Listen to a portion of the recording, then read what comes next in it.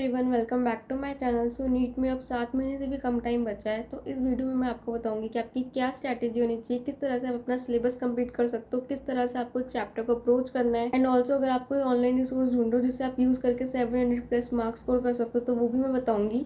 So video को and तक देखना, और अगर कोई भी डाउट हो तो कमेंट में ज़रूर बताना। So now let's start the video. देखो, सबसे पहले तो अगर आपने अब सोच लिया कि अब हम स्टार्ट करेंगे नीट के लिए पढ़ना, अभी तक चाहे आपने किसी भी रीज़न से ना पढ़ा हो, आपके कितने भी बैकलॉग्स क्यों ना हो, लेकिन अगर आप अब स्टार्ट करना चाह रहे हो ना, तो आपको वापस पीछे मुड़ के नहीं देखना, ठीक है, कि हमारे इस रीज़न की वजह से बैकलॉग हो गए या हमारा इतना टाइम वेस्ट हो गया। अब स्टार्ट कर रहे हो तो पूरा डिटर्मिनेशन के साथ स्टार्ट करना है आपको, ठीक है, अपना 100% देना है। एंड बचे हुए टाइम में जितना हो सकता है आपसे उतना करना है, ठीक है। पास के बारे में नहीं सोचना, अपना बेस्ट दो और बिना ओवर थिंक करे अपनी प्रिपरेशन स्टार्ट करो, ठीक है। सो सबसे पहले तो आपको लेक्चर्स देखने हैं, ठीक है। अगर आपने कोई बैच ज्वाइन कर रखा है जहाँ से आप पढ़ रहे हो और आपका बैकलॉग हो गया, तो उस केस में आप क्या कर सकते हो कि जो पोर्शन का आपका बैकलॉग है वो आप वन शॉट से कंप्लीट कर लो, एंड बाकी आप बैच के साथ आगे देखते रहो।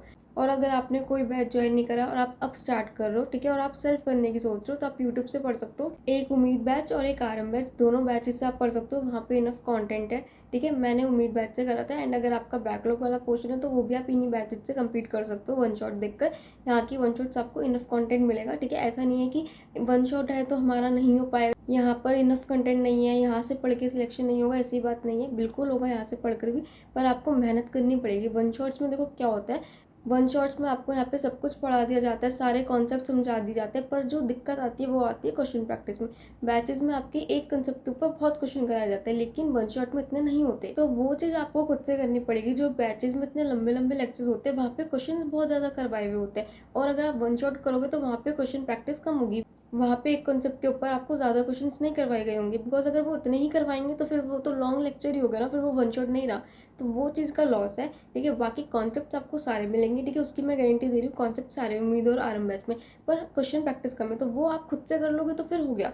तो आप क्वेश्चन प्रैक्टिस कहाँ से करें खुद से, तो उसके लिए मैं आपको रिकमेंड करूँगी मेमोनेट का एलाइट पेन, जहाँ पे आपको पीसीबी की 30K प्लस क्वेश्चंस मिल जाएंगे जो कि एनसीईआरटी बेस्ड होंगे। ऑल्सो वहाँ पे आपको सेपरेट सेक्शन मिलेगा असर्शन रीजन का, क्योंकि असर्शन रीजन में बहुत दिक्कत आती है, तो उसके लिए आपको सेपरेट सेक्शन मिलेगा, ठीक है। उसके अलावा आपको नेम रिएक्शन का सेपरेट सेक्शन मिलेगा, फॉर्मुला शीट्स का अलग से मिलेगा, एंड ऑल्सो सेपरेट सेक्शन मिलेगा कंसेप्ट बिल्डिंग क्वेश्चंस का। और बेस्ट पार्ट तो ये कि फिजिक्स के लिए आपको वीडियो लेक्चर्स भी मिलेंगे। तो सेकंड फीचर ये कि यहाँ पे आपको क्विक नोट्स भी मिलेंगे, जिसके थ्रू आप अपनी पूरी एनसीईआरटी को क्विकली रिवाइज कर सकते हो। पूरा चैप्टर आपका mind maps, flow charts, tables और डायग्राम्स की फॉर्म में कवर होगा। ऑल्सो यहाँ पे आपको मीम्स और क्रॉसवर्ड्स भी मिलेंगे, जिससे आपकी जो लर्निंग है वो इंटरेस्टिंग हो जाएगी। और ये सारे नोट्स आपके पीवाईक्यू मार्क्ड और एनसीईआरटी बेस्ड होंगे। अब कुछ बच्चों को ये इशू होता है कि दी हमें बस एनसीईआरटी से ही पढ़ना है, हम कोई वो नोट्स पढ़ना ही नहीं चाहते, तो आप लोगों के लिए भी यहाँ पे पीवाईक्यू मार्क्ड एनसीईआरटी है, जहाँ पे आपको पूरी एनसीईआरटी, ठीक है, रेड कलर में मिलेगी, और अगर आप उधर क्लिक करोगे तो आपको वहाँ पे पीवाईक्यू मिल जाएगा, और इससे आप लोगों की एक ही टाइम पे एनसीईआरटी और पीवाईक्यू दोनों हो जाएंगे। एंड ऑल्सो यहाँ पे आपको रिवीजन एल्गोरिदम भी मिल जाएगा, जिसके थ्रू आप एक क्वेश्चन को 7 टाइम्स सॉल्व करके बहुत अच्छे से रिवाइज कर सकते हो। सो ये सारे फीचर्स आपको इलाइट प्लान के अंदर मिलेंगे, जो हिंदी और इंग्लिश दोनों में अवेलेबल है, ठीक है। नीट 2026 के एस्पिरेंट्स भी ले सकते हैं, और ड्रॉपर्स के लिए यहाँ पे अच्छा डिस्काउंट है। और मैं ये सब आपको इसलिए बता रही हूँ कि मैंने खुद ऐप को पहले पर्सनली वेरीफाई किया है। यहाँ पे नीट 2024 से 360 मार्क्स का पेपर आया बायो में, ठीक है, केमिस्ट्री में 144 एंड फिजिक्स में 164।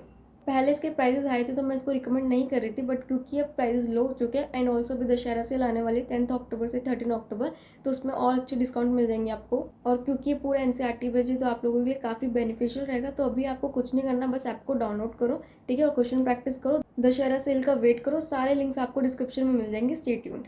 सो गाइज, अभी तक हमने बात करी कि आपको लेक्चर्स कहाँ से देखने हैं, और अगर आपके पास कोई सोर्स नहीं है तो आपको कहाँ से आप क्वेश्चन प्रैक्टिस कर सकते हो, कौन सा सोर्स बेस्ट है, ठीक है। अब मैं आपको बताती हूँ आगे अब आपको क्या क्या करना है। लेक्चर्स देखने के बाद आप अपनी कोशिश करना कि आप खुद की फॉर्मुला शीट्स बनाओ फिजिक्स और केमिस्ट्री के लिए, इनऑर्गेनिक के लिए रिएक्शन शीट्स, इनऑर्गेनिक के लिए एक्सेप्शन शीट्स, ये सब आप अपनी खुद बनाओ, ठीक है।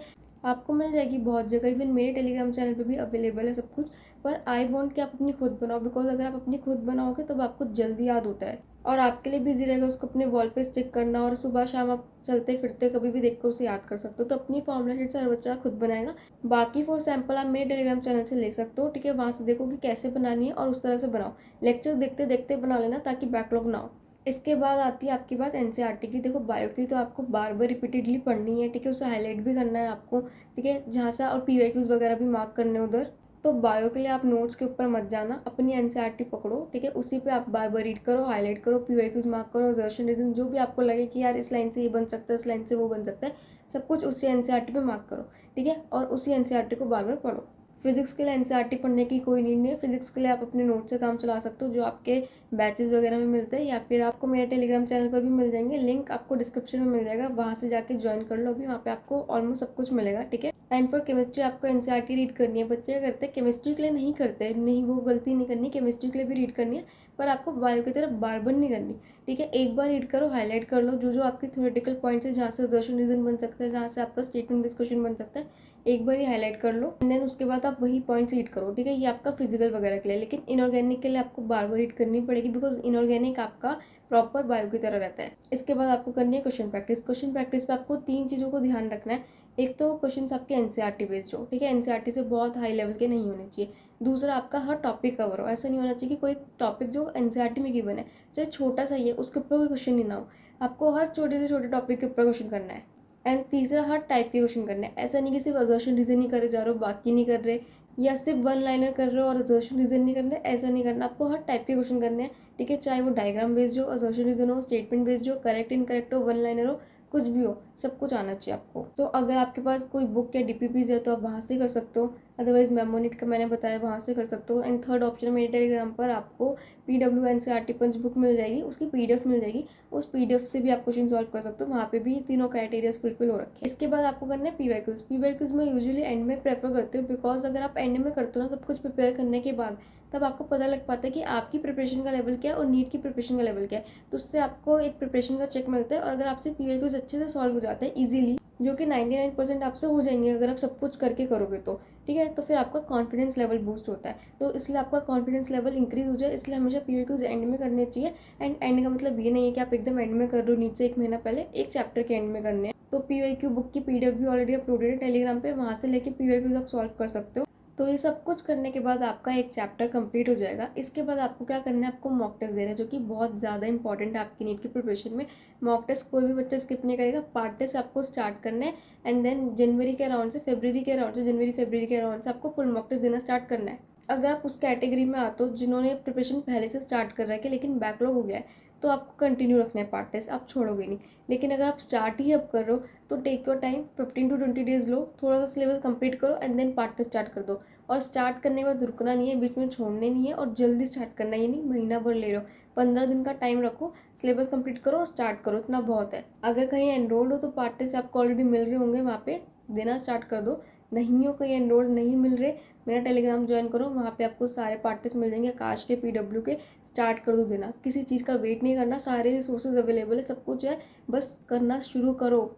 All I want is a selection. और वो सोचने से नहीं होगा कि हम अब स्टार्ट कर देते हैं तो हमारा हो जाएगा, क्या हम अब कर दे, क्या अब अभी पॉसिबल है, वो सबसे नहीं होगा। वो करने से होगा, वो करना आप ही को पड़ेगा। सब कुछ आपके सामने है, बस करना है आपको, चलना आपको पड़ेगा। आपकी डेस्टिनेशन तक का, आपके सपने तक का पूरा रास्ता बना के दे दिया, लेकिन चलना तो आप ही को पड़ेगा। जो इतना सारा सामान डाल रखा है, सारे रिसोर्सेज अवेलेबल, यूज़ तो आपको करने पड़ेंगे, मेहनत तो आपको करनी पड़ेगी। कब करोगे? इट्स हाई टाइम कि अब सोचना बंद करके करना शुरू कर दो और अब सीरियस हो जाओ। कंपटीशन आपको पता ही कितना बढ़ गया, नहीं 24 का कट ऑफ आपको पता है कितना गया, तो आपको ये भी पता है कि आपको कितने मार्क्स लाने हैं और उसे लाने के लिए कितनी मेहनत लगेगी, ये भी आपको पता है। तो अगर आप सीरियस हो और आप स्टार्ट करना चाहते हो तो आई वॉन्ट कि सब लोग इस कमेंट सेक्शन में लिख कर जाए, yes I can and I will, और अब नहीं रुकेंगे, ठीक है। अब नहीं रुकना, अब सोच लिया ना अगर करना है तो सब कुछ जितना मटेरियल मिल रहा है आपको यूज़ करो यार, क्यों नहीं कर रहे हो।